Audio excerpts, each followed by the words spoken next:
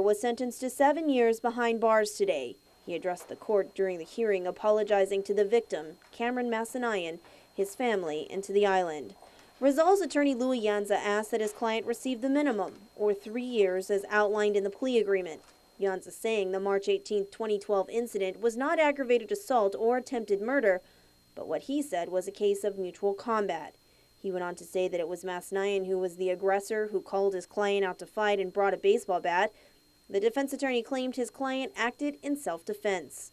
Rizal today stood and read his statement to the court, saying the incident was a big misunderstanding that went too far. He said it was the biggest mistake of his life and things got heated. He accepted full responsibility but asked the court for a reasonable and fair chance so that he could become a better person from this. Assistant Attorney General David Rivera went through the events of the night of March 18th, explaining that Masnayon and a friend, Christian Lastimosa, were out at a club when he and Rizal exchanged words in the parking lot. A series of cell phone calls then led to a meeting that resulted in the beating.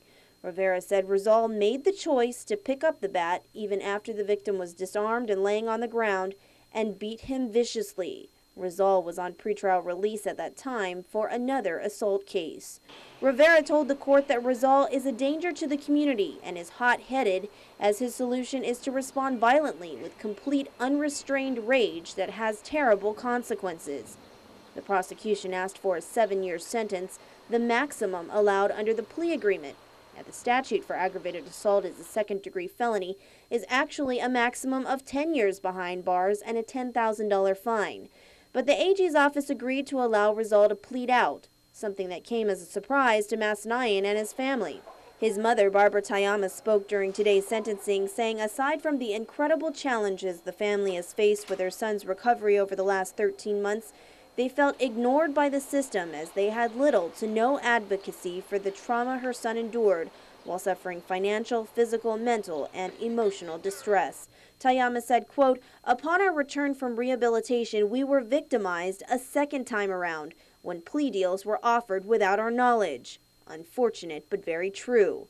We are left to hope that by publicly sharing our concern, that I will be a voice for other victims to have fair and better representation from those that we entrust to bring justice to its highest extent." Cameron's father, Daryl, also addressed the court, saying 3 to 7 years will not take back what my son went through. As a result of the brutal beating, Cameron Masnayon is now deaf in his left ear. He's lost his sense of smell and partially his taste. He has emotional and impulsive behavior. He underwent numerous surgeries and 10 months of rehabilitation, which still continues. Cameron, however, has forgiven Michael Rizal Jr., Michael's brother, Daniel, and William St. Nicholas.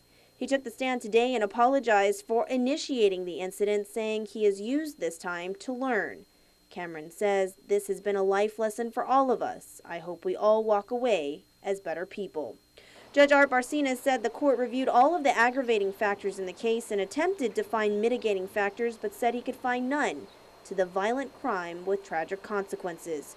He sentenced Michael Rizal to 7 years with credit for time served and ordered that he be placed on 3 years special parole term upon his release and have no contact with the victim. Rizal must also complete an anger management program. A restitution hearing is scheduled for September 27th, and the other co-defendants are still waiting to be sentenced.